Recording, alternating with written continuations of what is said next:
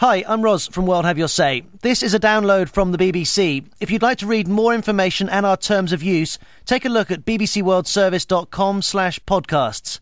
Here's today's show. Hi, this is Roz Atkins. Welcome to the BBC's World Have Your Say. Well, we've been broadcasting President Obama's speech on the Middle East live from the State Department. As we cut away to our news bulletin, we missed the last 2 or 3 minutes of the speech. So let's hear how he finished up. We see it in the actions of a Palestinian who lost 3 daughters to Israeli shells in Gaza. I have the right to feel angry, he said. So many people were expecting me to hate. My answer to them is, I shall not hate. Let us hope, he said, for tomorrow. That is the choice that must be made. Not simply in the Israeli-Palestinian conflict, but across the entire region. A choice between hate and hope, between the shackles of the past and the promise of the future. It's a choice that must be made by leaders and by the people. And it's a choice that will define the future of a region that served as the cradle of civilization and a crucible of strife. For all the challenges that lie ahead, we see many reasons to be hopeful. In Egypt, we see it in the efforts of young people who led protests. In Syria, we see it in the courage of those who braved bullets while chanting, peaceful, peaceful. In Benghazi, a city threatened with destruction, we see it in the courthouse square where people gather to celebrate the freedoms that they had never known. Across the region, those rights that we take for granted are being claimed with joy by those who are prying loose the grip of an iron fist. For the American people, the scenes of upheaval in the region may be unsettling, but the forces driving it are not unfamiliar. Our own nation was founded through a rebellion against an empire. Our people fought a painful civil war that extended freedom and dignity to those who were enslaved. And I would not be standing here today unless past generations turned to the moral force of nonviolence as a way to perfect our union. Organizing, marching, protesting peacefully together to make real those words that declared our nation. We hold these truths to be self-evident, that all men are created equal.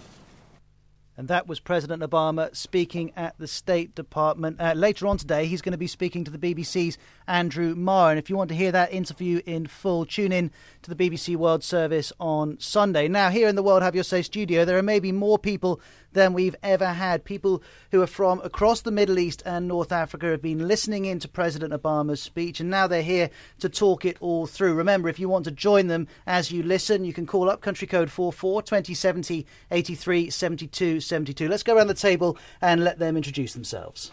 I'm Mohammed. I'm a graduate student from SOAS, and I'm originally from Egypt. I'm Buraida. I'm originally from Kurdistan. I'm a law student and feminist. I'm Soliman. I'm a project engineer. I'm originally from Libya. I'm Yoav. I'm a student in Royal Holloway College. I work with the Zionist Federation, and I'm Israeli. I'm Subhi. I'm from Palestine, and I'm an international human rights lawyer. I'm currently at LSE. I'm Saad. I live in London. I'm originally from Syria. I'm Sameh, a journalist from the disastrous Gaza Strip. I'm Nora. I'm an ex-banker living in London, originally from Egypt. Very good to see you all. I'm sure you've got hundreds of points you want to make in response to President Obama. Nora, why don't you lead us off and let's see where we go. Well, what I was listening for today was basically how the States has a plan to help Egypt economically, and quite frankly, it was music to my ears when he started talking about how he will be relieving the debt, how there will be $1 billion in aid to Egypt, as Egypt sits on the verge of economic despair, and you have a lot of acts of lawlessness that are instigated by economic strife. This was just exactly what I wanted to hear in this speech. Yeah, and I couldn't agree more with you. I mean, a cancelling of $1 billion when Egypt has $35 billion in debt, I think this is peanuts. Egypt pays $1 billion to the European Union annually just to service its debt. $1 billion is nothing. Well, I've seen and I've listened to another PR speech that I always listen from Obama. It embodies only the American supremacy and political hypocrisy in the Middle East. Obama, just before the change in Egypt and in Tunisia, was supporting Ben Ali and President Mubarak, and he's also at the moment supporting the Yemeni president. I think it's a good speech, especially for a dictator of the dictators in the Middle East and North Africa. Now all of them are scared, and they know nobody can support them anymore. People are awake now, and they can go outside the streets, and they can bring them down, and United States will not support them anymore again. And people always talk about the carrot and the stick in diplomacy. Nora mentions those millions, if not billions of dollars of assistance that are going to Tunisia and Egypt. Do you think that does send a strong signal to countries considering reform that there's a lot of money in it? Saad? Yeah, I think it does, and I think each country is different, and people talk about the Americans' reaction to each different country. But I think what he's done in my opinion, to what he said about the President Assad, some very strong words. Although he said reform or get out of the way, didn't he? Yes, it took him a while to say these, and people were criticising his intervention. But I think it's about time, as Suleiman said, that people cannot get away with this anymore, and they'll face international pressure in one way or another. I think regarding the peace process, as an Israeli, I heard here something new. For the first time, he mentions a temporary agreement. He says, let's deal first of all with, he doesn't say temporary, but he says, let's deal with the territories and the security issues. And he says, let's leave for later the refugees and Jerusalem. So this is new. This is a new but disastrous in the same time. You are leaving the issue of the Palestinian refugees at the end, while they are the core of the issue. We've seen what happened on the borders with the occupied land, the so-called Israel. We've seen how the refugees have started to get back. And that's a message that Obama has ignored in his speech. I think it's also very important what my friend here said, as so-called Israel, or Obama has said, we will need to pick between hate and hope. And he says it does, this treaty between Hamas and Fatah raises the questions of how can we negotiate with Hamas, who is calling for the destruction of Israel. That's another contradiction that we heard from Obama and from Netanyahu. Before, they've said that the Palestinian division is the reason for no peace, and now they're saying that reconciliation is the reason of having no peace. That's another propaganda by Israel and America, and our friend is repeating it. And I can't stress more. The refugee issue is not just one core issue. The whole settlement issue is another one, and the occupation itself. Not only is it illegal, but it's something that's completely blocking the path to peace, if there is a path to peace. And these things can't be left to the last minute. These are part of the main issues. These have to be addressed right away. Territory and security are secondary to these things. You won't have security, and you can't have territory without these things resolved. If you're just turning on your radio, you're listening to the BBC's World Have Your Say. We're on air right after that speech from President Obama, live from the State Department, addressing many issues across the Middle East and North Africa. If you want to respond to what he had to say, you can call us up. We're live. Country code 44 2070 83 72 72. And Ben James is here from the World Have Your Say production team. And we knew this was coming, but the response online is enormous, isn't it? Yeah, absolutely massive. I'm just looking at the map that we can see, the trends on Twitter, and massively tweeted about all around the world, in Washington, in Cairo, and surprisingly in London as well, but also blobs all over the place, all countries of the world, it seems, that are using Twitter. People tweeting about all aspects of the speech. A lot of people talking about what he didn't say, and I'd be interested to see whether people share in the studio these thoughts. People saying a total stitch tweeted, mention Bahrain, and why not Saudi? Later on, he did mention Bahrain.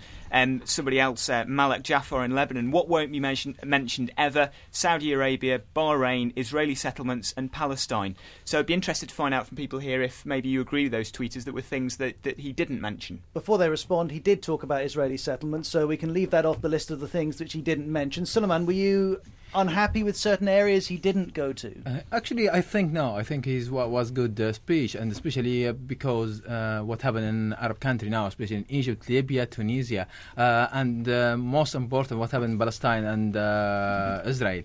The speech is okay. He can't cover all the countries, especially Saudi. We know Saudi, what means Saudi to America, especially from the oil. And we can't imagine Mr. Obama will speak about Saudi in this speech. But overall, the speech was okay. I think especially for Libya, for Syria, for Yemen was important and was okay.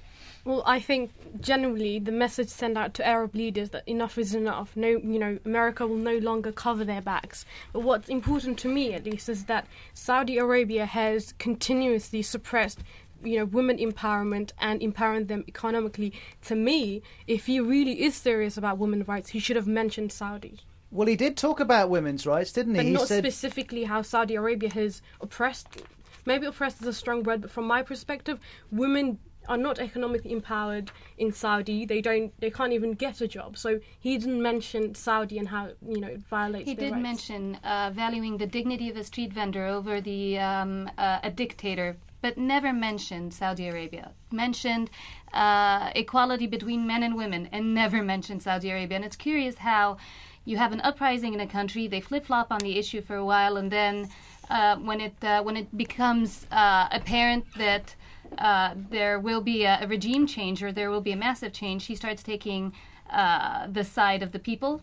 And you're not seeing this happening in Saudi Arabia right now. I would like to see him putting pressure on the Saudi regime for reform, but I'm not sure if I take the position that Obama should take on the role of asking leaders to step down.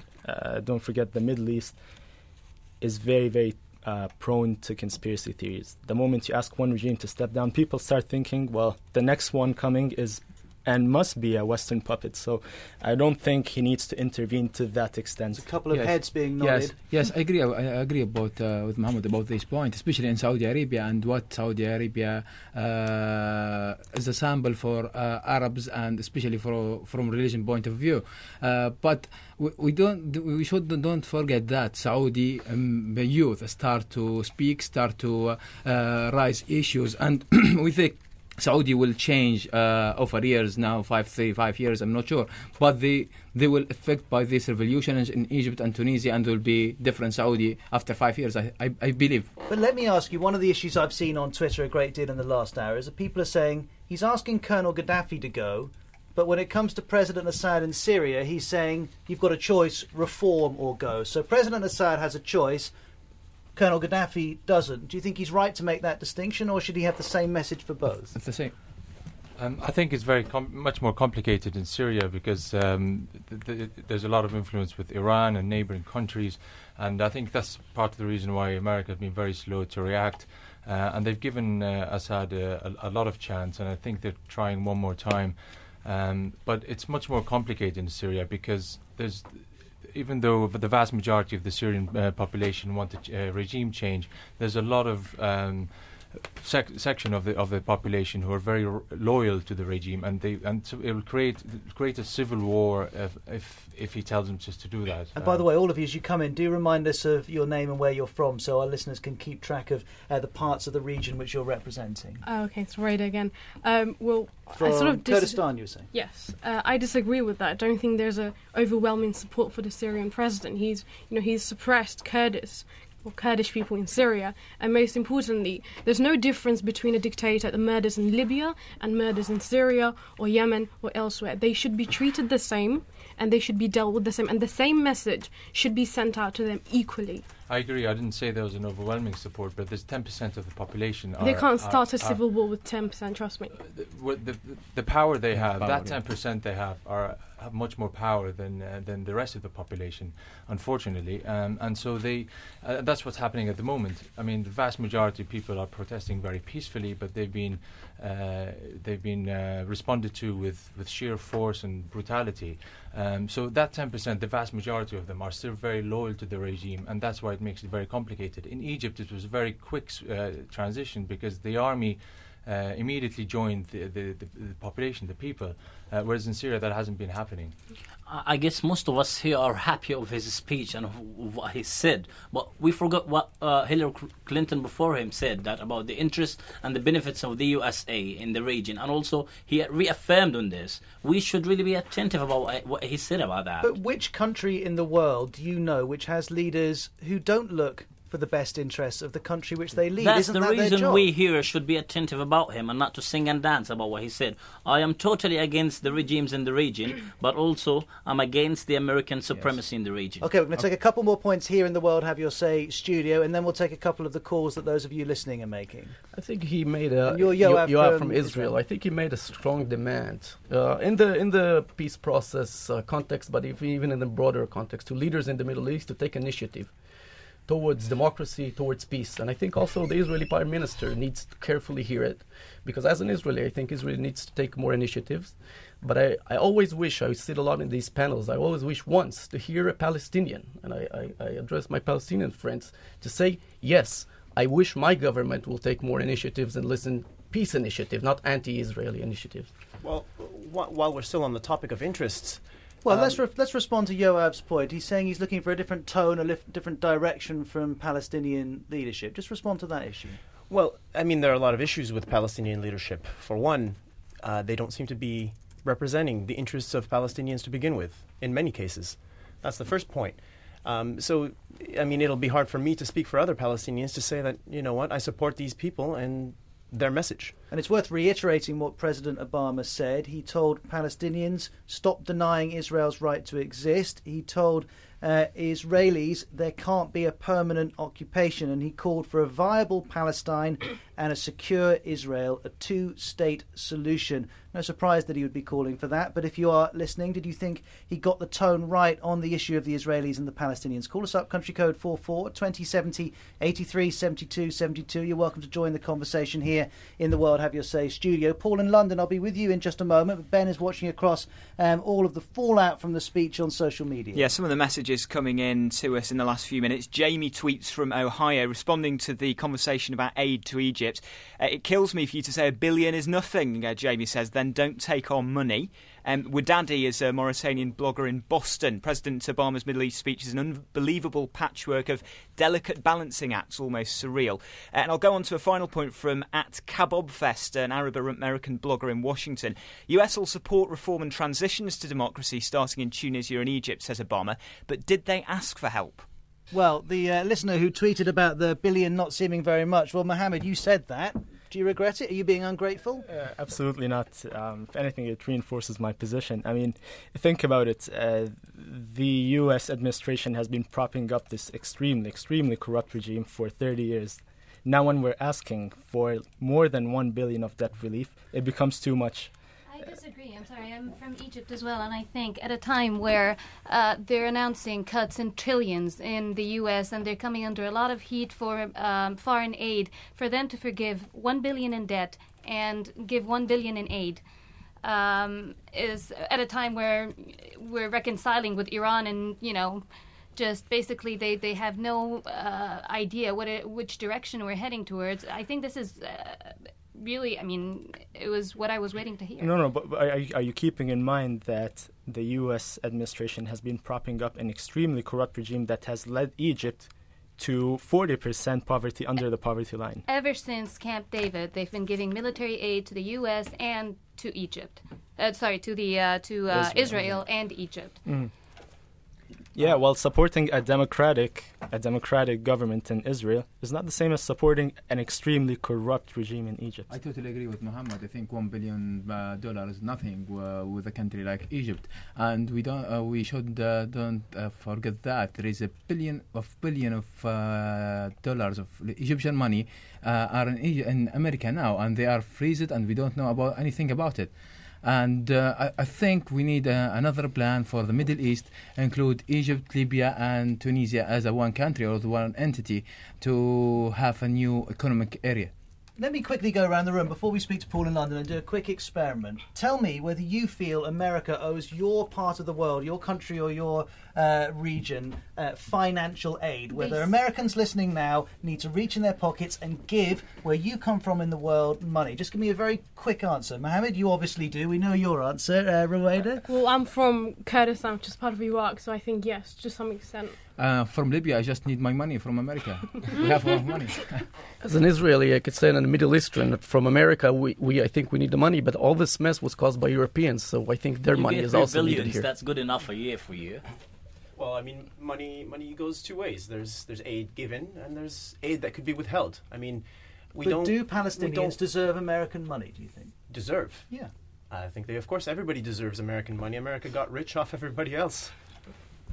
I think more importantly is that they should stop supporting the regimes who are corrupt. That's a separate issue. Does your part of the world deserve American money?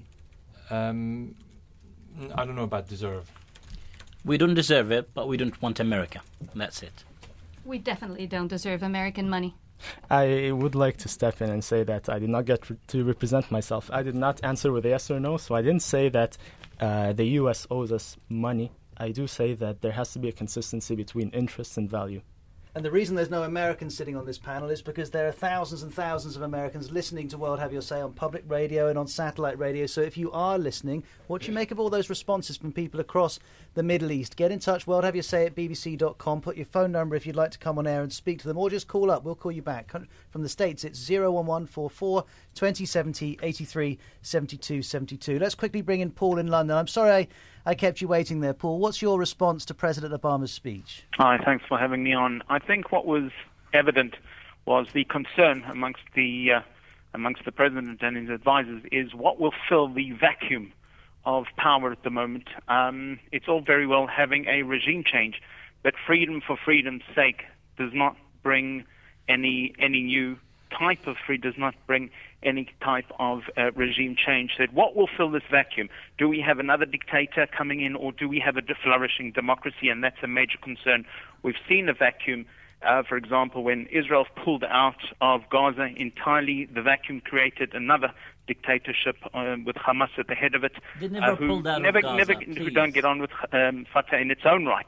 So I think that's the concern: is what will flourish, a Hamas in Gaza, or for an example, Israel, a democracy, a flourishing democracy with an accountable judiciary. And Paul, you're Israeli, right? I'm guessing yes, from your accent. That's correct. Okay, thank you very much. I'm interested in that idea that to encourage reform in the Middle East at too fast a pace is irresponsible, because there'll be nothing to come in the place of the governments who are driven from power. Maybe we can get into that after the news. And if you're listening and want to comment on that issue, or indeed any other that was raised by President Obama at the State Department, if you're tweeting, we're using the hashtag WHYS. If you're on Facebook, go to facebook.com/World Have Your Say. Click the like button to get involved, or you can just call us up. Country code 44 2070 83 72 72. Do you share Paul's concern that if you encourage reform, as President Obama has done, at too fast a pace, says Paul, that could be irresponsible and create more problems than it solves? We'll keep on talking after the latest BBC World News.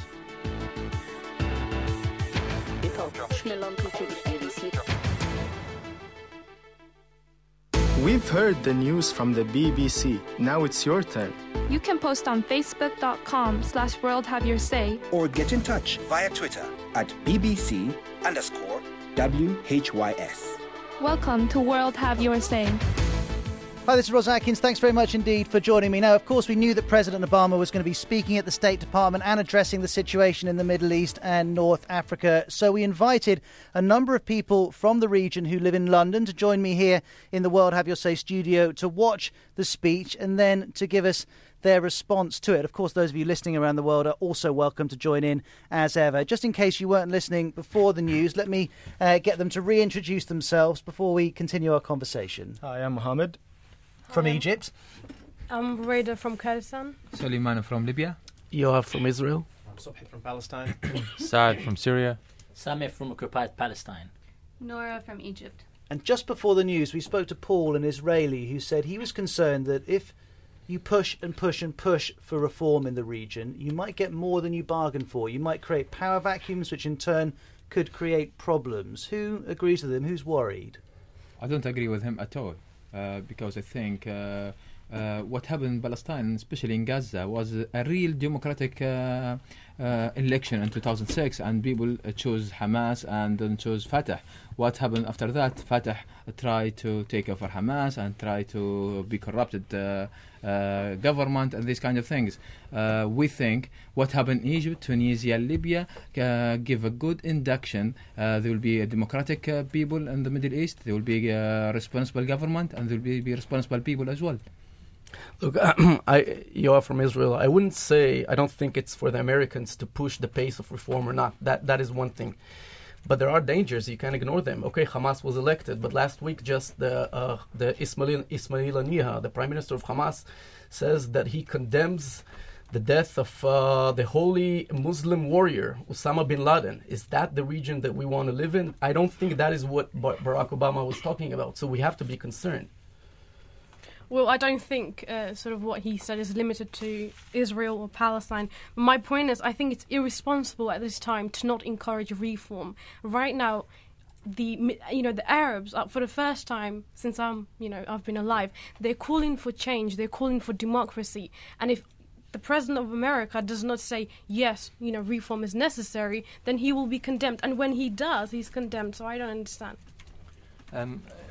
Slow reform in all parts of the Middle East have been tried for decades and crushed brutally. So I don't think there's another option. This is the only way it is, unfortunately, in the Middle East. Yes, everyone wants slow reform with very little bloodshed, but that has been tried again and again in the Middle East, and it has failed. So that's the only way out. And Subi, just before you come inside, we know that you are pro-reform in Syria, and if people are listening thinking, why did you only invite one side of the story here? We did speak to someone who's an ardent supporter of President Assad, but he first of all refused to be in the same studio as an Israeli, and we said, well, there's going to be Israelis in the studio, so you'll have to go to a different studio. He then decided he didn't want to be part of a programme with an Israeli taking part at all, at which point we said he wasn't able to be on the programme. So just in case you didn't think we didn't want to choose one side over the other, we invited both sides. Sameh, you're... Well, I'm just listening to you, Av, and he's just repeating what the Israelis have said. The Israeli propaganda machine is here when he spoke about bin Laden. The problem is not bin Laden. The problem is Israel in the region. Right, but the question wasn't Israel or bin Laden. I know, the question was about the speed of change. Okay, there is no option, so we need it. We need the change, whatever the results. You know what? There are dangers. Of course there are dangers. But you know what? The whole idea of self-determination, the whole idea of speaking freely and going for change is that you get to decide your own future. The worst thing that can happen is that you have another Mubarak. But you know what? There are a million other possibilities that are much better than Mubarak. I'm not sure if... So this is probably a good thing. I'm not sure if there's any point in putting pressure on Israel at this point. Not because I believe that the settlements are legitimate, but because... given the state of the Arab world, we should not expect Palestinians to do it on their own. And right now, most of the Arab world is ruled by dictatorships. They'll never collaborate on anything. I don't see much point in putting pressure on Israel. What I want to ask is, I really want, as an Israeli, to be encouraged by this Arab Spring. But I want to ask, for example, the Egyptians. Why did the demonstrations have to involve anti-Israeli riots and riots against the Israeli embassy? Why freedom has to mean we hate Israel? I can get it. I want to support this. Speaking as an Egyptian, this is not what it means to me. Freedom for Egyptians does not mean hatred towards Israelis or anything. If anything, I'm more concerned with my country right now and doing the housekeeping that is necessary to put a democratic system in place. And I say this with all due respect, I don't care about the Israeli-Palestinian conflict right now. I care about my country. I want to see it get back on its feet, and after which I can possibly extend a helping hand. But right now, I'm just focused on my country. It's funny that you should mention slogans chanted in Egypt about death to Israel or anti-Israeli messages. Why not pay attention to the rabbis who are literally in every synagogue in Israel calling and then let's be frank, for them Palestinian bloodshed is a fair cause, and anything for the name of Israel. Why not talk about this? We constantly condemn them. They're radicals, and most Israelis don't agree with them. So what you object to so is you that authorities represent- in Egypt are not condemning the chant, So the let me- anti-Israeli Not only chant. that, it was a riot last week against the kicking out the Israeli ambassador. It was physical. It was not as violence. It was not something technical or just. I hate those rabbis. A quick point from Sammy, and then we've got a number of callers waiting. to come in. Let me quickly jump here when he said that we are against those rabbis. But I guess we have to be clear that the Israeli society is turning to be right. And this is clear by having the very rightist Avigdor Lieberman as a foreign minister. No, it's and not, most but of the 76% MPs in the Israeli support- Knesset are right. They are not left. That So is the not society true. is going all Okay. rabbis. I mean, I think, It is not if true. you say almost anything about the situation between the Israelis and the Palestinians, you're going to get criticised. But I think I can safely say there are more extreme positions held by some Israelis and more moderate positions held by others, as there are more extreme positions held by some Palestinians, more moderate ones by others. Let's bring in two callers. Tim is in Ohio, listening on WCPN. But first, Ibrahim in Yemen. Ibrahim, what's your view of what President Obama did and didn't say? Well, I was surprised first that Yemen was only mentioned once. I first appreciate the general approach of the speech towards the Arab Revolution, but I mean the conditionality of speaking about countries is quite striking. Yemen is so far has been undergoing 100 plus days revolution, and yet the United States approach towards the revolution has been very weak, and the pressure that has been put on the regime is quite weak. So that was very surprising for me and frustrating for many of the young people on the Sheikh Square. But Ibrahim, President Obama said that your president, Ali Abdullah Saleh, must transfer power. He couldn't have been much more explicit than that. Yes, but I mean, throughout the last 100 days, we had several hundred people dying. We had thousands of people getting injured. And, I mean, the pressure that has been put and the reference to the human rights violation that has been experienced was quite weak. So far, the people who have died and the crisis has been invisible for people. All right, Ibrahim, thank you very much. You wanted more criticism of your president from President Obama. Let's shift from Yemen to Ohio. Hi, Tim. Welcome to our conversation. Hi there. What's your point? Well, my perspective comes as a European who lives in America and who used to work with the Middle East.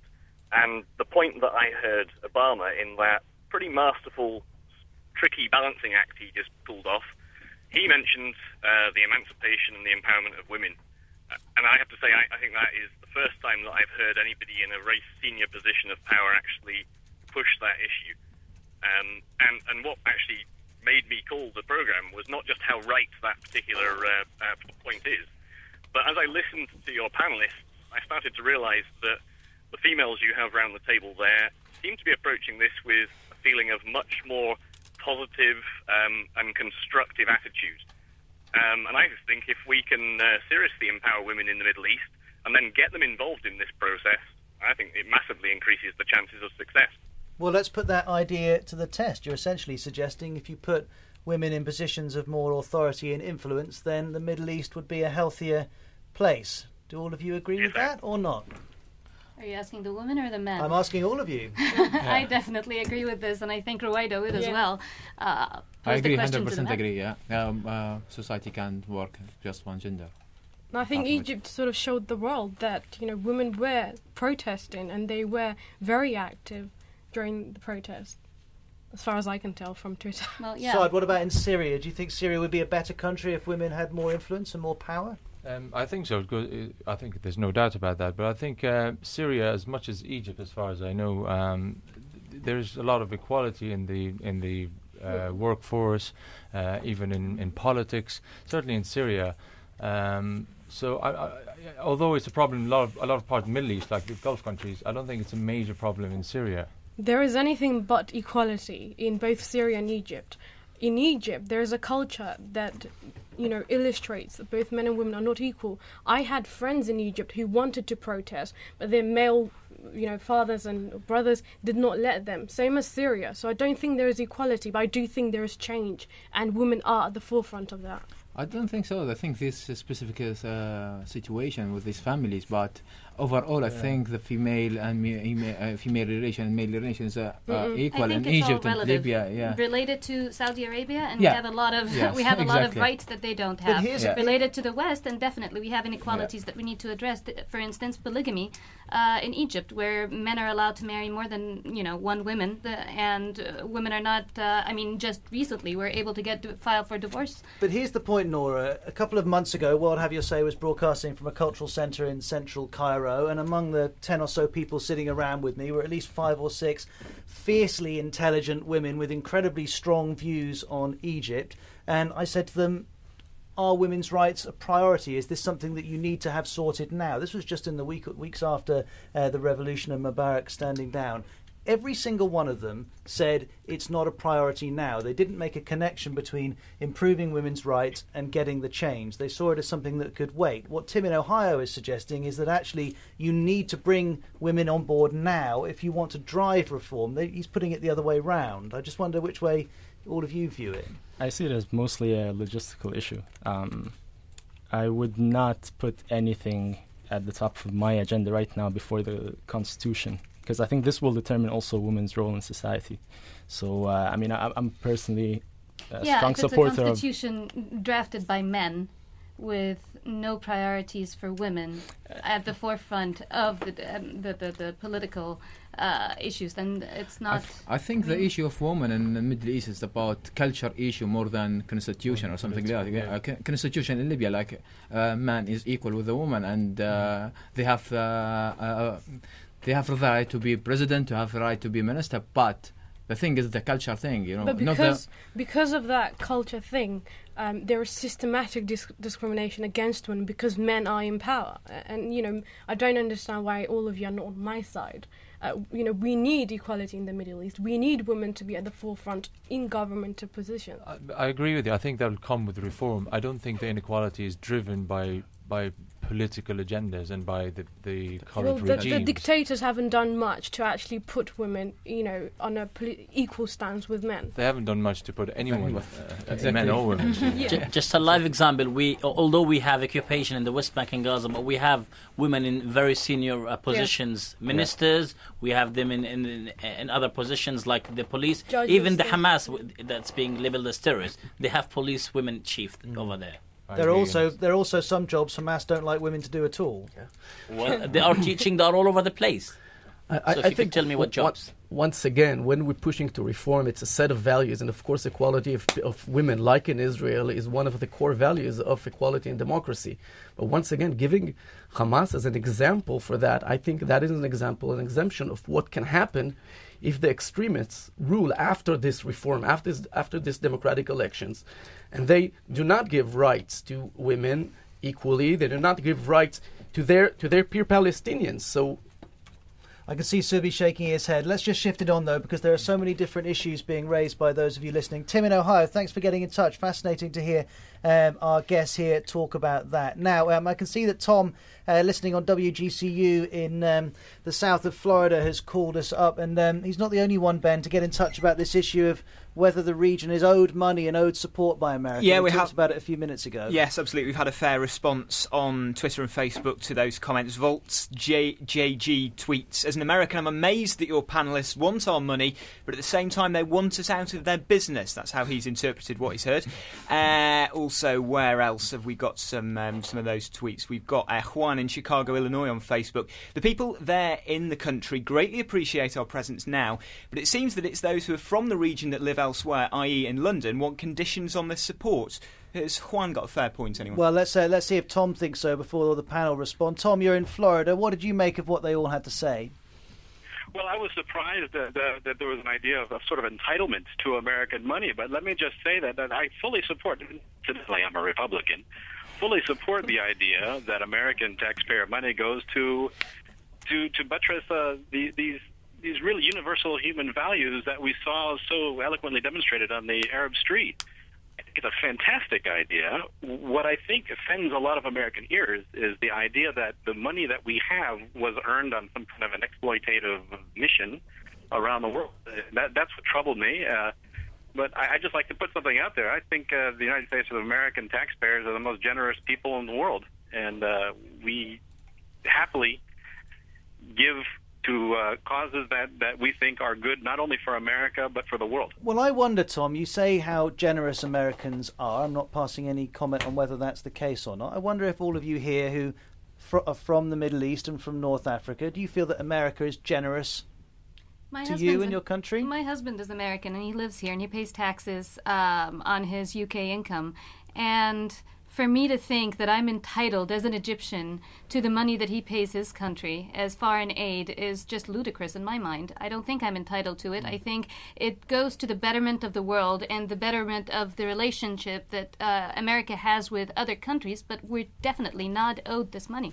America has paid more in Afghanistan and its war in Iraq and in other places than money for supporting democracies and other places. You know, I haven't actually used the word entitlement, and I never said that the U.S. isn't, or the U.S. But do you think did we hear there a generous president leading a generous country who does a great deal for your region? I acknowledge that. What I'm saying is that there has to be a consistency between your interests in the region and the values you're supporting. If you're going to support and prop up a regime, an extremely corrupt regime that has taken our country seriously to the brink of collapse, then I don't think it's too much for us to ask for a cancelling of debt more than $1 billion. Seriously, or especially since we just came out of a revolution. Can I make a point to Mohammed's point? I used the word ask. I did not say. And I get that, but you've made that point several times about how they gave aid to our previous regime, and you should acknowledge that it was military aid, and at that point, the military is in charge of the country, and they're the ones with. If you actually break down the military aid and look at, for example, the deals for I tell you what, let's F-16 not break down the military aid given to Mubarak, not because it's not interesting, just because that could easily eat into the rest of the time we've got on the programme. I'd rather stick to Tom's point. He's saying we're generous. We as Americans are generous to those of you in the Middle East and North Africa. Is that how you feel, Ruwaida? To some extent, yeah. But in Iraq, there are people who do not have full-time electricity and water. And since America invaded, I do think it's not about entitlement. It's necessary that America sends aid to Iraqis to support a democratic government. They have to. And before we go on to two other issues people have raised, Yoav, I've got to ask you, because of course much is made of the amount of money Americans give to Israel. Do you feel grateful for that? That's an exaggeration. Israel as a democracy has a prosperity which is economic. America is 1.3, not more than Egypt. We get much less than other countries around the world. So Israel economy, that is a lie. That is a lie that the Palestinians spread. But there's no lie that you get billions of dollars. You get $3 billion a year. It's 1.2. Okay, either way, I think they're generous not because of their money, because of their support to the region, to peace process in the region. That's what I think their generosity is. Now, Nora, during the news, you were saying you wanted to talk about Libya. Of course, President Obama talked about that. He had to because of NATO's involvement there. What you wanted to talk about? The justification offered for what's happening. Well, basically, he seemed to highlight Libya as the reason they intervened in Libya is because there was an imminent massacre. And I just want to know if this goes on to shape his foreign policy going forward. If there's a country on the brink of a massacre, that's when they'll intervene, and if that will apply to all the other countries in the region. Why didn't Obama interfere when Gaza war happened, when the people were slaughtered there? Okay, so that's your answer. You mean when Fatah was slaughtered by Hamas? Why didn't he interfere? When you slaughtered us, when you used the American F-16s when Hamas slaughtered Fatah, you mean? All right, when you slaughtered us, when you are continuing to slaughter us. If you keep having an argument about this, I'm going to have to jump in with more than a few polite words. Let's stick to the question of whether President Obama convinced you that this intervention in Libya was the right thing to do. Yes, as Libyan, I 100% agree. If America or Western, the alliance, not intervene in Libya, we were slaughtered, we were killed, and thousands and thousands will be now buried in the desert. But of course, there are plenty of people on Twitter right now, Saad, saying, you go into Libya, why aren't you going into Syria? Yeah, it's because, I mean, then you go into then Yemen and then Bahrain, and I mean, where do you stop? I think, yes, if everything's equal, they should go and stop all these massacres in all these countries. But it's backfiring now, and the least the Americans can do is to try and rid the Arab people from these dictators, because they handpicked a lot of them decades ago. For their corruption and because they look after their needs. And now it's backfiring because the Arab world has had enough, and the very least Americans can do is support them in getting rid of these tyrants. And before we came on air, I should tell all of you listening, we talked through some of the issues which all of our guests here wanted to raise, and one that Sameh and Mohammed brought up was just whether this speech has made all of us feel better about the prospects for the Middle East, better about the prospects for North Africa, has filled us with inspiration or optimism for what's possible. So that seems like a good place to spend the last 5 minutes of the programme. How has it made you feel about your region? I would like to believe that Obama can deliver on these commitments. I do recall his speech in 2009. He, for example, said that we will promote and support democracy everywhere in the region. I think he did fall short of that. We haven't seen him, for example, call on the Saudi regime, as some of your guests pointed earlier. So I'm not sure if he's going to deliver again. Well, I think we can only wait and see if he delivers or not. But yes, I do agree with that, and I think the points you raised about women's rights were essential, especially to the Middle East. And I keep saying this, but it has to be said. I don't think so. We need Obama to do everything to us. We will do our bit, and we need just help. That's what happened in Libya now. We did the revolution. We went out, and we need the support, only the support. But we don't accept that Obama will come, knock our door. Okay, please go out and make a revolution. We don't want that. I am optimistic because Obama is pinpointing or demanding from leaders in the Middle East to take initiative, also Israeli and Palestinian leaders. But on the other hand, he says, not hate, hope. And there he also condemns those who are the dark forces in the Middle East, including Hamas. And I think it's encouraging for me as an Israeli to hear that. But Yoav, he acknowledged that there are so many people around the world, many of them listening to this programme, who look at the situation between Israelis and Palestinians and they just think, it's over, we can't fix this. Did he make you believe there's an alternative? He has to. He has to make me believe, because I don't have the privilege. I live there, and we have to make peace, and we have to solve this issue, because it's our future. So I don't have the privilege to say I'm pessimistic. I'm optimistic. Yoav, sitting next to you is Subi. How do you feel? How did he make you feel about it? To be honest, I wasn't very optimistic from what he said. I mean, he didn't really give any concrete commitments, especially in terms of the Israeli-Palestinian conflict. I mean, to leave things to others' devices and to hope alone isn't going to solve anything. You need hope and action, and the best action that can happen is going to be from the people themselves and not Americans. Yes. Unfortunately, I wish Barack Obama would have committed more of a leadership role in terms of resolving the issue in the Middle East, in terms of Israeli-Palestinian conflict, and I mean, there's a lot the U.S. can do. There's a lot they can do, and it's just a matter of finding the political will to do it. I think it was very great. It was a great speech, very inspirational. I agree that we can't expect him to do everything, but I think he made a lot of very good points, and one of the points he made is that the current dictators in the Middle East cannot go on doing what they've done for decades, and pressure will continue against the likes of Assad and Gaddafi, and hopefully it'll bring on a much better future. Do you think President Assad, your president, would have been watching? I'm sure he was watching, but do you think he was paying attention? Yes, I hope so. I think because the pressure has been very, very slow, I think it'll take time before it takes its toll on the regime. However, I think they should continue mounting pressure. I'm not saying they should go in with intervention, with military intervention, but they should continue to mount the pressure until eventually it takes its toll. I was very happy to hear Barack Obama speaking about the humiliation that the Palestinians are encountering on the hand of the Israelis. And it's very good to hear this explicitly. But in the other side, I was very sad to hear him speaking about the two-state solution, because Israel has destroyed this solution and there is no solution at the moment. Last but not least, Nora. I think it was a good speech. It didn't make me want to jump off my seat and applaud like the one I heard after the Egyptian Revolution. It was a very long speech, but I got from it what I was looking to hear. Economic aid, support to the region on our side. And some tweets and Facebook messages on the general tone. Glendon in Kingston, Jamaica. The messages are clear. Those who are willing for reforms and change, he'll stand by them and even help them realise that change. And to those who won't accept reform and change, must get out of the way. Out of the Park sent us a tweet from Plattsburgh in New York State. It seems to me, while Mr Obama has one finger pointing at the Arab world, he has three fingers pointing back at him. And Julia in Raleigh, North Carolina on Facebook talking about the Israel-Palestine issue. He's a pragmatist for Israeli safety, but with some Israeli concessions. Thanks very much, Ben. Thanks to all of you for coming in. It's been a pleasure listening to you talk all of this through. And, of course, to all of you listening who've been getting in touch with your messages and calling in. We appreciate your contributions as well. Remember, if you ever want to listen back to an edition of World Have Your Say or just miss it completely, if you go to worldhaveyoursay.com on the right-hand side, you can get single podcasts or subscribe to getting them every single day. I'll speak to you tomorrow. Goodbye.